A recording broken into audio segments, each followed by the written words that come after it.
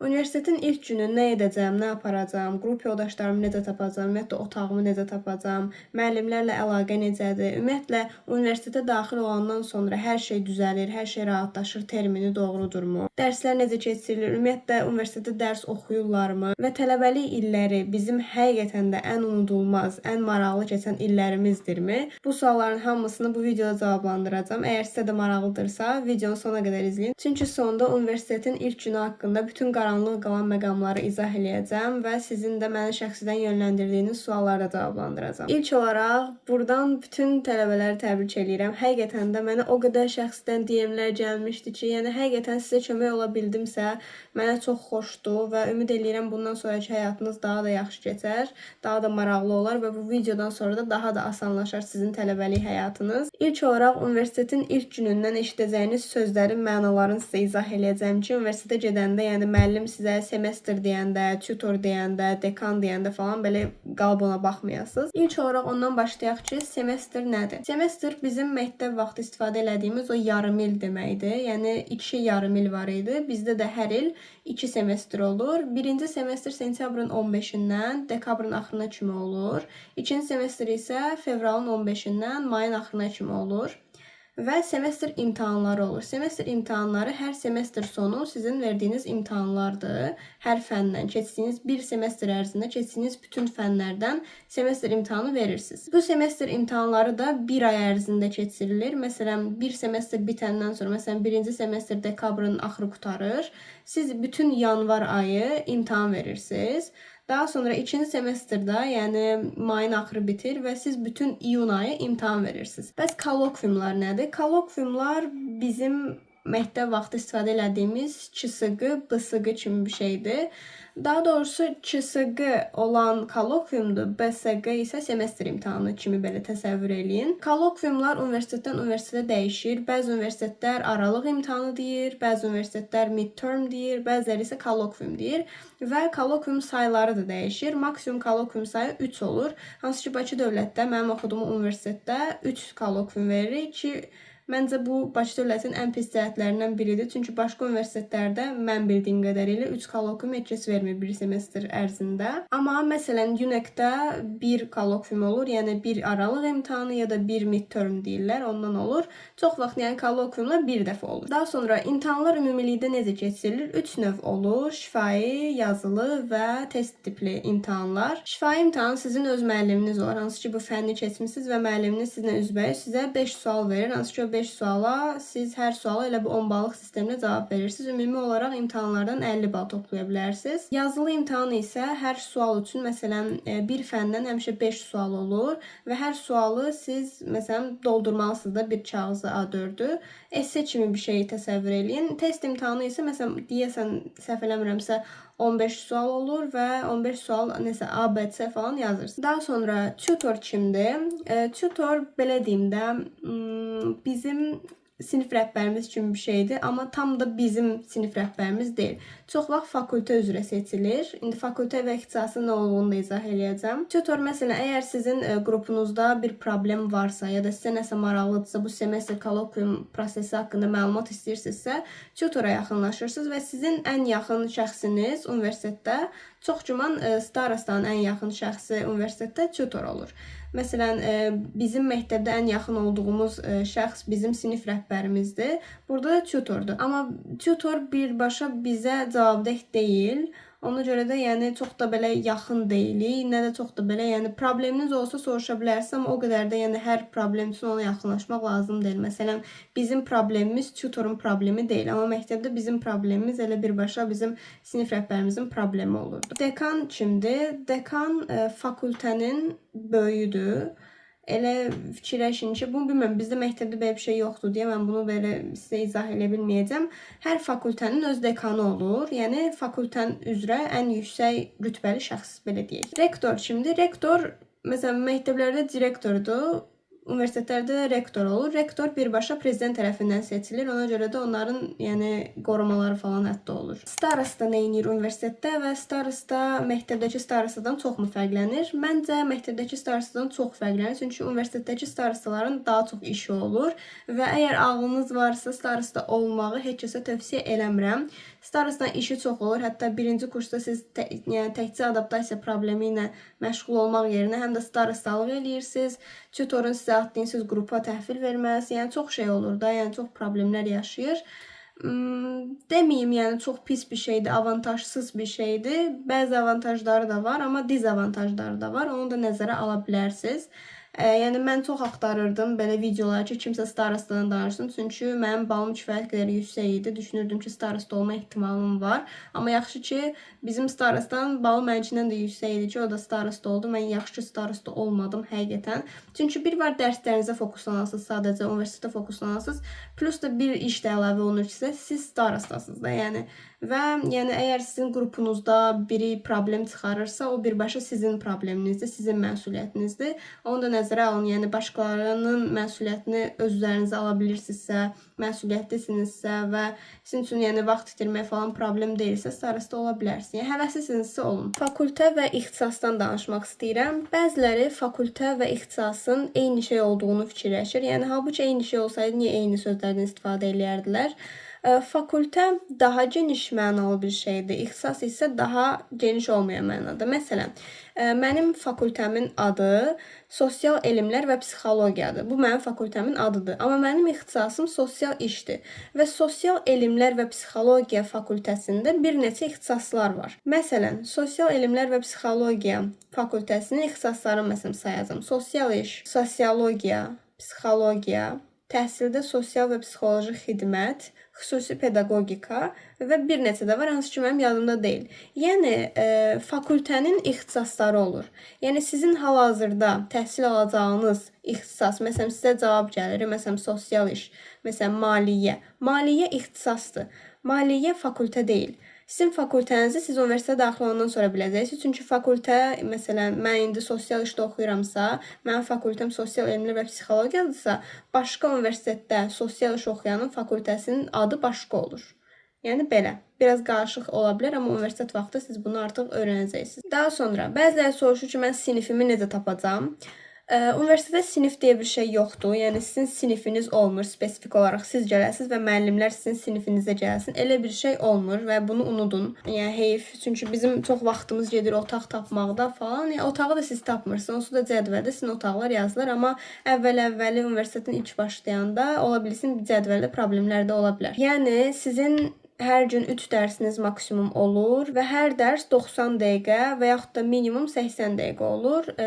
Dərslər arasında 10 dəqiqə fasilə olur. Yəni sizin hər dərsiniz fərqli otaqda keçirilə bilər, fərqli mərtəbələrdə keçirilə bilər. Bəs otağın nömrəsini əgər cədvələ yazıblarsa, hardan biləsiniz ki, bu neçənci mərtəbədir? Məsələn, bütün universitetlərdə belədir.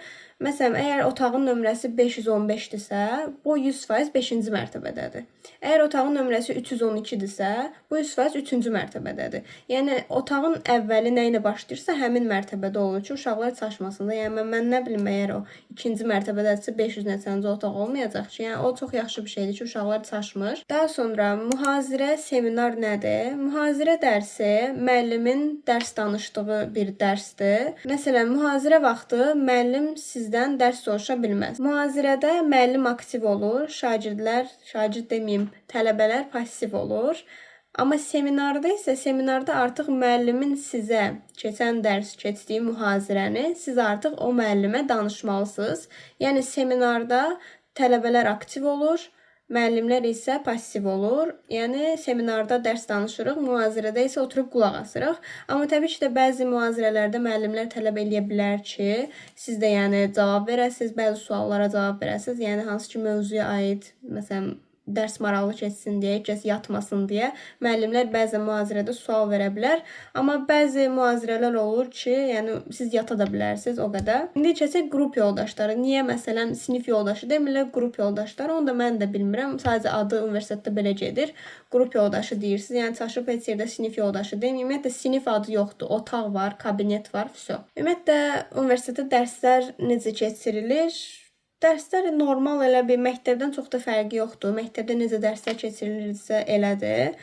Amma yəni 10 ballıq sistemdir. Məsələn, əgər məktəbdə bizim ən yüksək balımız 5 idisə, Bizdə məsələn universitetdə ən yüksək bal 10-dur. Məsələn dərs danışırsınız, əgər çox yaxşı danışmısınızsa 10 alacaqsınız, çox pis danışmısınızsa 0 da ala bilərsiniz, 5 də ala bilərsiniz. Yəni universitetdə 5 almaq biraz yaxşı deyil. Yəni eyni şey deyil, məktəblə eyni şey deyil. Müəllim içəri girəndə ayağa qalxmaq lazımdır. Siz çox xarici üçün onlara aldanmayın. Yəni bəziləri olur, müəllim gəlir veclərinə olmur, müəllimin də hətta vecinə olmur. Ola bilər. Bəzi müəllimlər var, istəmirlər qalxasınız, amma təbii ki də biz Azərbaycanda olduğumuz üçün biz o hörməti o müəllimə göstərmək üçün biz ayağa qalxmalıyıq. Təəssüf ki, universitetdə. Mən də elə bilirdim universitetdə əvvəl ayağa qalxmaq lazım deyil. Yəni niyə də yox, müəllimdir, qalx ayağa fəsada. Həftədə neçə gün dərs olur? Çox universitetlərdə həftədə 4 dəfə dərs olur. Yəni bizdə 4 dəfədir. Bir gün istirahət günümüzdür. Məndə çox yaxşıdır. Amma hər gün 3 dərsdə olmaq adamı yorur. Yəni həftədə 5 dəfə olsaydı, hər gün 1 dərs, 2 dərs ola bilərdi. Amma sadəcə 1 dərs üçün çıxıb məsələn Sumqayıtdan gələnlər var. Yəni onlara sərf eləyir ki, yəni 4 gündür. 1 dərsdə onlar gedib gəlib eləmirlər. Və ən maraqlı hissə universitetdə dost tapmaq. Mənim ümumiyyətlə kommunikasiya problemim yoxdur. Fərqi yoxdur bir insanın neçə yaşı var, nə cinsidir, yəni dil fərqi yoxdur mənim üçün. Mən 100% bir insanla kommunikasiya qura bilirəm. Təbii ki, bunu eləyə bilməyən insanlar da var. Sizə çox yaxşı başa düşürəm. Mənim podruqam var idi. Deyirdi, Ayda Nigar, indi biz ayrı universitetlərə düşdük. Mən necə dost tapacağam, necə eləyəcəm? İnanın mənə, dostlar sizə tapacaq. Siz onları tapmayacaqsınız. Yəni artıq hər gün bir yerdə olduğunuzdan bir nəfər sizi tapıb sizinlə dost olacaq və siz də məcbur ona dost olmalı olacaqsınız. Amma təbii ki də bu sizin öz seçiminizdir. Hər kəsə vaxtında yox deməyi bacarın, yoxsa o insan 4 il sizə yapışıb qalacaq və siz də ona heç bir şey eləyə bilməyəcəksiniz. Yəni ümumiyyətlə öz sərt üzünüzü hər kəsə göstərməyi bilin. Heç kəs sizin yumuşaq üzünüzü çox da görməsin, çünki bundan istifadə edə bilirlər və yəni sizin qarşınıza çıxan insanın necə olacağını da heç kəs bilə bilməz. İlk həftə siz yəni belə dost tapmaq mümkün deyildi. Yəni ilk həftədən məsələn siz bir insanı 5 günü tanıyırsınız və həmin insanı necə dost adlandırmaq olar. Bu bir. İkincisi də hamısının dediyi bir şey var ki, heç kəsə inanmayın, nə bilim, heç kəsə sirrinizi deməyin. Yəni təsəvvür edin ki, mən 5 gündür birini tanıyıram və həmin insana niyə həyatımın ən böyük sirrini danışım. Yəni bunu məncə heç kəs eləməz. Ona görə də bunu sizə yəni desəm də heç, deməsəm də heç. Ona görə də yəni 5 gün tanıdığımız insana sirrimizi vermirik, o heç. Təbii ki də bir insanın bizim dostumuz olması üçün, güvənimizi qazanması üçün ən azı 1 aya ehtiyacı var da. Yəni siz inanın mənə 1-2 aya hələ təzə-təzə başlayacaqsınız tanımağa öz qrup yoldaşlarınızı. Yəni həqiqətən də necə biridir. Biri üzünüzə gülə bilər, biri üzünüzə gülməyib, amma həqiqətən yaxşı biri ola bilər. Məsələn, mən o qədər videolara baxmışdım. Hamısı deyir ki, heç kəslə dost olmayın, heç kəsə güvənməyin falan. Amma mənim həqiqətən də qrup yoldaşlarım çox yaxşıdır. Mən hamısına güvənərəm, o qədər. Təbii ki də mənim universitetdə öz qrup ortamım var, yəni dost ortamım var. Onlar çox yaxşıdır. Yəni belə seçilmişlər də hamısı yaxşıdır. Hətta yəni ayrı qruplar falan da açılır və qruplaşma olur. Yəni hər yerdə qruplaşma olur. Yəni şoka düşmək lazımdır. Məktəbdə də qruplaşma olurdu. Universitetdə də olacaq, magistrda da olacaq təbii ki də. Çünki yəni universitetdə sizin vaxtınızı keçirə biləcəyiniz insan olmalıdır. Yəni heç dostunuz olmamaq dost deməyim, yəni vaxtınızı keçirəcəyiniz insan olmayanda universitetin də marağı olmur. Və əgər həqiqətən də düşünürsünüzsə, universitetdəki hamısı səviyyəlidir, olğundur, artıq nə istədiklərini bilirlər, çox böyük səhv eləyirsiniz. Universitetdə hər kəs uşaq fikirli insanlardır da, yəni mən hələ ki belə çox səviyyəli, çox olğun birinə rast gəlməmişəm. Özümüz kimi insanlardır da, yəni normal. Siz necəsinizsə, qarşınızdakı insan ya sizin kimi, ya sizdən aşağı səviyyədə, ya sizdən biraz yüksək səviyyədə olacaq. Çünki hamısı sizin yaşda insanlardır. Çox belə barmaqla sayılası qədər var. Məsələn, mənim qrup yoldaşlarımda da var, amma yəni çox belə əgər fikirləşirsə, hamısı elə olacaq, elə olmayacaq. Və hamısı deyir ki, sevgili olmaq həqiqətən də lazım deyil. Yəni mən buna qarışmıram. Kim istəyir sevgili olar, kim istəyir olmaz. Yəni mənim nəyimə lazım, bu bir. İkincisi də əgər həqiqətən də məsləhət istəyirsinizsə, məncə həqiqətən də sevgiliyə ehtiyac yoxdur. Yəni bir sevgili bərabərdir bir problem, amma yəni özünüz bilərsiniz. Əgər həqiqətən ciddi fikirləşirsinizsə, münasibət qura bilərsiniz. Amma bunu da fikirləşin. Niyə hamısı deyir ki, sevgili olmaq lazım deyil? Məsələn, əgər siz ciddi deyilsinizsə biri ilə, sadəcə flörtləşəcəksiniz ya da və s. Bu insanı sonra hər gün görmə məcburiyyətində olacaqsınız universitetdə və yaxud da əgər qrup yoldaşınızda vapşı pis. Hər gün görmək məcburiyyətində olacaqsınız. Yəni kim eksi ilə hər gün görüşmək istəyirdi, yəni onu görmək istəyir, onun üz-üzə gəlmək istəyir, heç kəs istəməz. Ona görə deyirlər. Mən belə şeylərə qarışmağı sevmirəm. Yəni hər kəsin öz şəxsi işidir, amma yəni niyə bunu deyirlər, onu izah elədim sadəcə. Və müəllimlərlə əlaqə. Müəllimlər ümumiyyətlə universitetdə necə olur? Məktəbdəki kimi olur? Mehribanmı olurlar? Sizin adınızı hamısını bilirlərmi? Belə deyim də, müəllimlər sizin adınızı bilmə məcburiyyətində deyil. Çünki bəzi müəllimlər var, sadəcə bir semestrlik sizə dərs keçəcəklər və həqiqətən də sadəcə qrupda əgər 20 nəfər varsa, 5 nəfərin ya da 10 nəfərin adı yadda qalar ya da qalmaz. Amma siz hamısı üzünüzdən tanıyır. Yəni onun üçün narahat olmayın ki, yəni birdən məni tanımaz falan. Yolda görsəniz salam verin. Xahiş edirəm. Çünki bəzi müəllimlər ona çox ilişir. Yəni müəllimlərlə əlaqəni pozmaq məncə lazımdır. Çünki üzdən sizi tanıyırlar adınızı bilməsələr də. Amma müəllimlərlə əlaqəni normal saxlayın. Demirəm o, yəni çox müəllimin gözünə girmək lazımdır. Onu da elə bilərsiniz öz işinizdə, amma mən şəxsən hörmət eləmirəm belə birinə. Amma onu da elə bilərsiniz ki, müəllimlə əlaqəniz yaxşı olsun və qiymətləriniz də nisbətən yüksək olsun. Daha sonra onu deyirdim ki, 1-ci kursda sizə dərs keçən müəllim 3-cü kursda da, 4-cü kursda da sizə dərs keçə bilər. Ona görə də müəllimlə əlaqəni yaxşı saxlayın. Çalışın ki, müəllim sizin adınızı bilsin və sizi yadda saxlasın üzdən. Yəni dərslərdə aktiv olsanız, onsuz da müəllim sizi yadda saxlayacaq. Yəni oxuyan uşağı müəllim sevir. Və kitab məsələsinə ki, universitetdə kitab alırlarmı, verirlərmi kitab özləri? Universitetdə heç kəs sizə kitab verməyəcək. Yəni pulsuz, sadəcə pulla ala bilərsiniz. Yəni məktəbdə bizə dövlət tərəfindən təmin edilirdi bütün kitablar, amma universitetdə belə deyil. Universitetdə ümumiyyətlə heç kitab aldırmayan müəllimlər var, amma bizdə birinci semestr bir dənə müəllim aldırdı. Sonra birisilər dedilər al, biz almadıq. Yəni müəllim sizə kitabın adını seçən kimi səhərsi gün o kitabı alıb getməyin. O kitabı alacaqsınız. Sonra həqiqətən də o kitabdan dərs keçmirlər, valla keçmirlər. Başqa sizə vəsaitlər atırlar ki, oradan öyrənin. Yəni çox mənasızdır. Əgər müəllim çox dirəşmirsə, bir dəfə, 2 dəfə deyibsə, onu da almayın. Onsuz da birinci, ikinci alanlar olacaq belə. Onlardan götürüb onun PDF-ini çıxarda bilərsiniz. Ya da 2 qat ucuz versiyasını eləyə bilərsiniz. Qrup yoldaşınız alacaq o kitabı. Ondan o kitabı bir günlük götürün, o kitabı çap eləyin. Məsələn, o kitab 15 manat atsa, sizə başa gələcək onu çap eləmək 7-8 manat. Yəni yarısı, yarı qiyməti. Və ödənişli oxuyanlar da stipendiya ala bilir. Bu bütün universitetlərdə belədir. Təkcə mənim universitetimdə belə deyil. Yəni əgər siz ödənişli oxuyursunuzsa, ilk semestr almırsınız. İlk semestr almırsınız. Amma əgər ilk semestr kəsirsiz başa gəlsə, onda siz gələn semestr stipendiya alırsınız. Sizin qiymətlərinizə əsasən. Bəlkə zərbəçi oldunuz, bəlkə əlaçı oldunuz. Hə və stipendiyalar necədir? Normal stipendiya 110-dur. Əgər siz 600-dən çox yuxarı yığmamısınızsa, amma ödənişsiz qəbul olmusunuzsa, siz birinci semestr 110 manat stipendiya alacaqsınız. 110 da olmur, 107 olmur. Çünki 3 manat deyəsən vergi falan tutulur, bilmirəm dəqiq.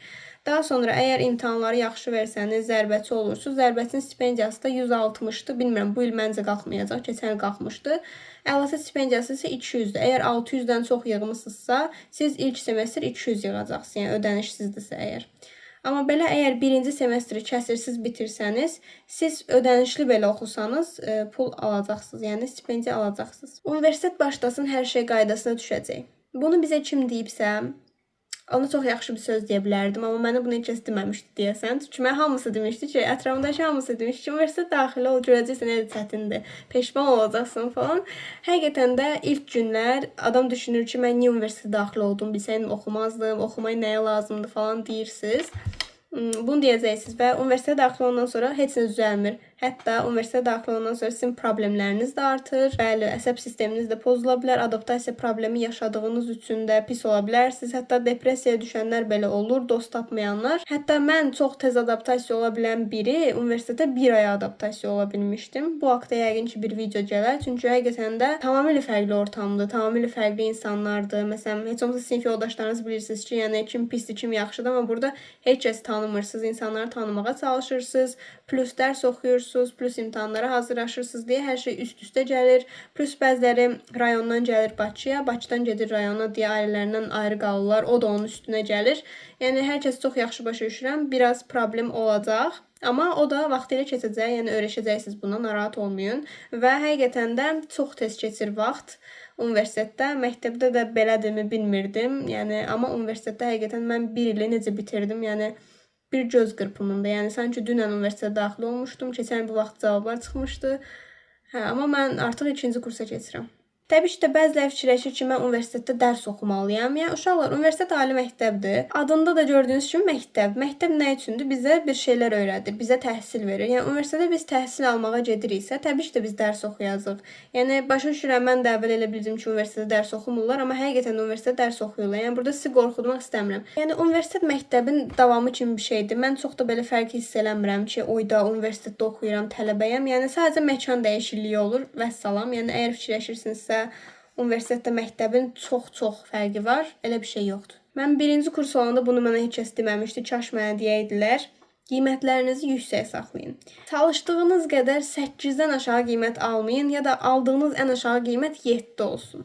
Ondan aşağı qiymət almayın. Ondan aşağı almısınızsa müəllimlə dirəşin ki, biraz yüksəlsin. Amma əgər yaxşı müəllimdirsə, mənim ikinci semestr ortalamam 94 oldu. Amma birinci semestr ortalamam 82 olduğuna görə mənim ümumi ortalamam 87 oldu. Yəni 90-ı mən keçə bilmədim ümumi ortalamada. Yəni ona görə də ilk vaxtlardan düşünməyin ki, ayda universitetdə kef eləyirəm falan, imtahan yoxdur, dərs yoxdur falan.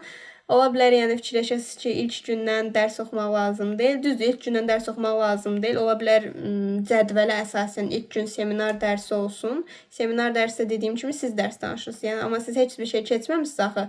Siz nə biləcəksiniz? Amma bəzi müəllimlər həqiqətən ola bilər ki, desinlər ki, niyə oxumamısınız? Ona görə də müəllimdən müəllimə, universitetdən universitetə çox şey dəyişir. İndi isə gəldik videonun ən maraqlı yerinə. Universitetin ilk günü nə etmək lazımdır? Universitetin ilk günü necə olur? Universitetin ilk günü nə aparmaq lazım? Nə geyinmək lazımdır? Qızlar xüsusilə necə make-up eləməlidirlər? Makyaj mövzusundan başlamaq istəyirəm. Literally nə istəyirsiniz eləyə bilərsiniz. Yəni İstəyirsiniz çox abartılı eləyin, istəyirsiniz ümumiyyətlə eləməyin. Mən universitetin ilk günü sadəcə SPF vurub getmişdim. Yəni mən üçün ümumiyyətlə make-up problem deyil. Mən düşünürəm ki, mənim makyaja ehtiyacım yoxdur. Amma əgər siz make-up eləyirsinizsə, makyaj eləməyi sevirsinizsə, yəni buyurun gedin. Yəni nə istəyirsiniz onu da eləyə bilərsiniz. Nə istəyirsiniz geyinə bilərsiniz. Bəziləri deyir ki, onu geyinmə, bunu geyinmə. Bu sizin öz seçiminiz. Nə istəyirsiniz geyinə bilərsiniz və universitet o qədər də rəsmi bir ortam deyil ki, siz ora diş taban ayaqqabı geyinəsiz, paltar geyinəsiz və yaxud da oğlanlar kostyum geyinsin. Yəni o qədər də rəsmi ortam deyil. Sadəcə dediyim kimi məktəb kimi bir şeydir, sadəcə forma yoxdur. İndi siz kombinləri özünüz seçməlisiniz, təəssüf ki. Bəzi universitetlərdə forma var. Deyəsən Milli Aviasiya Akademiyasında forma var. Səhv eləmirəmsə, onu alırlar. Tibb universitetində də mütləq o xalat olmalıdır, ağ rəngdə, onu da alırlar. O heç, amma belə geyinmək nə istəyirsiniz geyinə bilərsiniz. Heç kəs sizə qarışa bilməz. Mən də sizə qarışmıram. Bu sizin şəxsi fikrinizdir. Universitetin ilk günü çalışın, özünüzlə şəxsiyyət götürün. Bir dəftər, bir ruçka götürün. Sumka götürün. Sumka istəyirsiniz belə sumka götürün. Rüquzak kimi. İstəyirsiniz bir dənə tina atan sumka götürə bilərsiniz. Qızlar üçün deyirəm. Oğlanlar da tina atan sumka götürə bilər. Mənim şəxsən mənə çox cool görünür. O tina atan məktəb sumkaları ilə gəlir. Çox cool görünür. Amma belə bir tərəfli tina atan sumkada götürə bilərsiniz. Balaca olsa da olar, böyük olsa da olar. Bəlkə içinə siz çox şey qoyursunuz. Bəlkə hava soyuq oldu, yağış yağdı, içinə çox şey qoymaq istəyirsiniz. O heç. İndidən sumka, 2 cür sumka alın. Bir dənə balaca, bir dənə böyük ya da bir dənə rüquzak alın. Bəs eləyəcək sizə. Və qrup yoldaşlarımı necə tapacağam? Ümumiyyətlə mən hardan biləcəm, mən hansı otağa gedəcəm, mən hansı korpusda olmalıyam falan necə bilərsiniz? Siz hansı universitetə daxil olmusunuzsa, həmin universitetin Instagram səhifəsinə yazın. Çox vaxt etiraf səhifələri, məsələn, Bakı dövlətə daxil olmusunuzsa, BDU etiraf yazın. Orada çox vaxt qrup yoldaşı tapma postu olur. Kommentə ixtisasınızı universitetə yazın. Məsələn, BDU sosial iş. Əgər ingilis sektorsuzsa, skopkada yazın ki, ingilis bölməsidir. Əgər as sektorsuzsa, as sektor, rus sektorsussa, rus sektor. UNEC-də də türk bölməsi var. Yəni türk dilində tədris, onu da yazın. Çünki əgər tədrisiniz fərqlidirsə, qrup yoldaşlarınız da fərqli olacaq. Yəni elə bilməyin ki, eynidir. Yəni mən belə tapmışdım. Mən 2 nəfəri belə tapmışdım. Sonra biz üçün qrup açdılar Instagramda. Elə mənim qrup yoldaşlarım idi hamısı. Tanımırıq, bilmirimiz. Sadəcə bilirik ki, eyni qrupda oxuyacağıq. Yəni belə qrup açırlar. Sonra siz portaldan qeydiyyatdan keçəcəksiniz. Həmin portalda sizin nömrənizi istəyəcəklər. İşləyən bir dənə nömrə yazın. Çünki sizi WhatsApp qrupuna əlavə edəcəklər. Orada tutor olur çox vaxt və yaxud da sizin koordinator olur. O çox vaxt sizin 2-ci kursunuz ya da 3-cü kursunuz o. Yəni sizin olduğunuz hal-hazırda ixtisasın 2-ci və yaxud da 3-cü kursu olur. O sizə hər şeyi yönləndirir. Necə eləmək lazım, birinci günə gətirmək lazımdır falan. Hansı sənədlər tələb olunur. Çox bir sənəd tələb olunmur. Əsas odur ki, şəxsiyyətiniz özünüzdə olsun və bir iki dənə sənəd ola bilsin, sağlamlıq haqqında arayış lazım olsun. Onu da sizə yazacaqlar. Yəni əsas odur ki, portaldan qeydiyyatdan keçin. Onu da mən yəqin ki, WhatsApp kanalımda əgər çıxsa onun linki atacağam sizə. Onu elə bir 10 gün ərzində, əgər universitetə daxil olmusunuzsa, 10 gün ərzində o portaldan qeydiyyatdan keçirsiniz. E-mail, nömrə falan istəyirlər, mən bilən, sonra sizi qrupa əlavə edəcəklər, yəni belə. Və universitetiniz haqqında bütün məlumatları bilmək üçün, ilk gün necə olacaq, saat neçədə getmək üçün və yaxud da zəng fasilələr falan, onların vaxtlarını bilmək üçün etiraf səhifələrinə, yəni biləsiniz də bütün məlumatlar haqqında. Etiraf səhifəsi demirəm, kiminsə etirafına baxın. Etiraf səhifələrində həqiqətən də vacib məlumatlar olur birinci kurslar üçün. Hətta kommentlərdə yuxarı kurslar, birinci kurslara məsləhət də verə bilər. Və universitet vaxtı könüllülüklərə yazılmaq istəyirsinizsə, universitet klublarına, debat klubları, voleybol klubu, tenis klubu, futbol klubuna yazılmaq istəyirsinizsə, bunu starostadan soruşarsınız. Tutordan da soruşa bilərsiniz. Ümumiyyətlə, hələ ki, mən tövsiyə eləmirəm. Universitetin ilk semestrindən tövsiyə eləmirəm. Çünki adaptasiya problemi olur. Və debat klublarda da çox vaxt gedirdi. Yəni, debat klublar sizə ayrı tapşırıq verir. Müəllimlər sizə ayrı tapşırıq verir, plus dərs eləməlisiniz, adaptasiya problemi falan, hər şey qarışıq olur deyə ikinci semestrdən artıq onlara qoşula bilərsiniz. Mən məsələn ikinci semestrdən qoşuldum tenis klubuna və həqiqətən çox maraqlı idi. Yəni gününüz sadəcə universitet, ev, dərs kimi keçməsini istəmirsinizsə, klublara yazılmağı tövsiyə edirəm və hər universitetdə olur. Onu da dediyim kimi universitetin rəsmi səhifələrindən tapa bilərsiniz. İndi başa düşürəm, bəziləri həqiqətən mənə yazırdılar ki, mən Instagram yükləmək istəmirəm, vaxtım çox gedir. Bilirəm, mən də Instagram yükləmək istəmirdim, vaxtım çox gedirdi. Amma çox təəssüf ki, bəzi məlumatları sadəcə biz Instagramdan tapa bilərik. Instagram səhifələrindən biz bəzi linkləri tapırıq könüllülüklərə qoşulmaq üçün. Belə indi sizin yazdığınız sualları cavablandıracağam. Birinci kursdan həm oxuyub, həm işləmək çətin olar. İmtahanlar çox çətin olur. İmtahanların çətinliyi sizin universitetinizdən asılıdır. Bəzi universitetdə imtahanlar rahat keçir, bəzilərində asan olur və sizin özünüzdən də asılıdır. Məsələn, oxumağınızdan asılıdır. Tez öyrənə bilirsiniz, tez əzbərləyə bilirsiniz falan, ondan da asılıdır. Amma belə birinci kursdan mən işləməyi tövsiyə eləməzdim. Çünki məsələn, məndə alınmazdı. Bəlkə birinci kursun ikinci semestri olar, amma birinci semestri məncə sizdə alınmayacaq. Çünki həqiqətən də biz fikirləşirik ki, universitetdə biz dərs oxumayacaq, amma həqiqətən mən üçün ümumiyyətlə dərs çox bir problemdir. Mən dərs oxumamaq üçün universitetə getmək istəmirəm. Yəni mən üçün çətin olardı. Əgər qiyabisinizsə, qiyablilər çox vaxt özləri işləyirlər. Yəni qiyabisinizsə problem deyil. Universitetdə praktika və krujoklar haqqında danışa bilərsən. Praktikanı hələ bilmirəm. Praktika ümumiyyətlə sonuncu semestr olur. Yəni 4-cü kursun 2-ci semestri olur. Siz 3 ay falan hər hansısa sizi bir dövlət qurumuna göndərirlər. Hansı ki, sizin ixtisasınıza aid olan. Məsələn, sosial iş ixtisasında oxuyursunuzsa, siz çox güman ki, dost agentliyinə və yaxud da asan xidmətə gedəcəksiniz. Krujoklar da, yəni dediyim kimi, krujoklar elə klublardır. Universitetin nəzdində olan klublar, bayaq dediyim kimi, çox vaxt debat klubları çox olur. Universitetlər arasında keçirilir. Onlara qoşulmaq, yəni maraqlıdır debat klubları. Mən qoşulmaq istəyərdim, amma çox vaxt gedirdi deyə mən istəmədim. Amma sizin universitetin öz könüllüləri olur, onlara qoşula bilərsiniz. Onlar mən bilən ayrı sertifikatlar, ayrı privilegiyaları olur. Universitetlərdə səhər smeninə imtahan verib keçirik. Ya birinci kursdan bütün universitetlərdə səhər smeni olur. Xeyr, smen üçün siz imtahan vermirsiniz. Ümumiyyətlə, universitetə gedən kimi siz hər hansı bir imtahan vermirsiniz.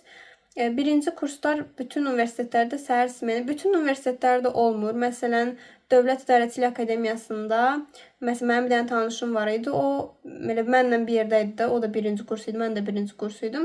O ikinci smen idi, mən birinci smen idim. Ümumiyyətlə, Dövlət İdarəçilik Akademiyasında elədir ki, əgər sən birinci dəfədən artıq ikinci smensənsə, deməli, sən bütün o 4 ili ikinci smen gedəcəksən. O da var. Yəni, bütün universitetlər deyil, amma çox universitetlərdə birinci kurs, birinci smen, ikinci kurs, ikinci smen, üçüncü kurs, birinci smen və dördüncü kurs, ikinci smen olur. Universitetin ilk günü biz kimisə necə tapırıq? Ümumiyyətlə siz danışırsınız, öz qrup yoldaşlarınızı tapırsınız Instagramda falan, olmasa birini tapın, ikisini tapın. İnanın mənə tapacaqsınız, yəni çox da problem deyil. Bəlkə də biz çox tez tapmışdıq, çünki bizdə 24 nəfərdir. Bəzi qruplar var, orada ümumiyyətlə 12 nəfər falan olur. Ona görə onlar biraz tapmaqda çətinlik çəkə bilərlər, amma aktiv olun Instagramda. Yəni demirəm bütün gününüzü Instagramda keçirin, bunun tərəfdarı deyiləm, amma aktiv olsanız, hər yəni universitetin etiraf səhifələri çox olur. 5-6 etiraf səhifəsi olur hər universitetin. Hamısında məsələn o postların altına yazsanız ki, bu ixtisasdayam, bu tədris dilim belədir falan, onları tapa bilərsiniz. Onlar da yəqin ki, sizin də qrup yoldaşlarınız onu oxuyub sizə yazacaqlar. Məsələn, mənim qrup yoldaşlarımı mənə tapmağa bir nəfər kömək eləmişdi. Hansı ki, bizim elə o da sosial şey, sadəcə as sektoru idi. Yəni demək olar ki, bizim paralelimiz belə biri idi. Yəni mən tanımıram, o da məni tanımır, amma mənə kömək eləmişdi mənim qrup yoldaşlarımı tapmağa. Çünki o birini tanıyırdı mənim qrup yoldaşlarımı. Yəni elə utanmaq lazım deyil. Nə olacaq? Hamısı öz qrup yoldaşlarının axtarır, hamısı öz dərdindədir. Universitetin ilk günü, yəni çoxu danışır, məsələn, universitetin hər hansı bir yerində görüşməyə. Məsələn, elə internetiniz olsa çox yaxşı olar. Məsələn, biri qalsın bir yerə desin ki, mən bu rəngdə geyinmişəm, şalvar geyinmişəm, yubka geyinmişəm, saçım bu rəngdədir falan ki, həmin insan sizə yaxınlaşıb sizi tapsın. Məsələn, mən qrup yoldaşımı elə tapmışdım. Demişdim ki, mən ağ sarıçka kimi geyinmişəm. Cins şalvar geymişəm. O da demiş ki, mən açıqlı qızam, saçımı tökmüşəm, qəhvəyi pencək geymişəm. Elə tapmışdıq bir-birimizi. Universitetin ilk günü nə edirik? Universitetin ilk günü dərs keçirik, çox təəssüf ki. Orada məsələn müəllimlərə çox da vacib deyildi. Yəni siz kimsiniz? Bəzi müəllimlər ümumiyyətlə heç soruşmur sizin adınızı, sizinlə tanış olmaq istəmir. Sadəcə keçirlər sırazu dərslərinə. O da ola bilər. Yəni onun şokunu da yaşaya bilərsiniz bəlkə. Amma bəzi müəllimlər məsələn bir-bir sizdən soruşur ki, sizin özünüzü təqdim etməyinizi istəyir və daha sonra müəllimlər dərs keçirirlər və narahat olmayın, universitetin ilk günü ümumiyyətlə ilk həftəsi siz bir şey öyrənib danışma məcburiyyətində deyilsiniz, amma bəzi müəllimlər tələb eləyə bilər. Bu video bu qədər idi. Universitet haqqında bütün qaranlıq qalan məqamları sizə izah elədim ki, universitetə daxil olmusunuz. Universitetə gedəndə siz artıq yəni sıfır kimi getməyəcəksiniz. Həqiqətən də bu məlumatları bilmək çox yaxşıdır. Mən o qədər belə videolara baxmışdım ki, artıq universitet haqqında hər şeyi bilirdim. Heç bir sualım da qalmamışdı. Ümid edirəm bu video sizə faydalı olar və bu videonu da yadda saxlamağı unutmayın. Çünki birinci kurs ərzində sizin bu videoya ehtiyacınız olacaq haçansa. İşıqlar söndü deyə belə davam eləmək məcburiyyətindəyəm, çox təəssüf ki. Yəni başa düşürəm universitetin ilk günü üçün çox narahatsınız, amma həqiqətən də bu qədər narahat olmaq üçün bir səbəb yoxdur. Həqiqətən hər şey su kimi gedəcək, o qədər də yəni problemli heç bir şey olmayacaq, ümid eləyirəm. Ümid eləyirəm universitetin ilk günü sizin üçün maraqlı keçər və yeni dostluqlar hətta eləyə bilərsiniz. Ümid eləyirəm qabağınıza yaxşı müəllimlər çıxar, çox da problemli müəllimlər çıxmaz. Belə videoların çox gəlməyini istəyirsinizsə kanala abunə olmağı unutmayın və əgər universitet haqqında hər hansısa bir probleminiz yaşansa, ümumiyyətlə sual vermək istəsəniz, mənə Instagramdan yaza bilərsiniz və əgər konspektlərə ehtiyacınız varsa, sərbəst işləriniz yazın bilmirsinizsə, mənə Instagram hesabımdan yaza bilərsiniz. Hamınıza uğurlar arzu eləyirəm. Növbəti videolarda görüşərik.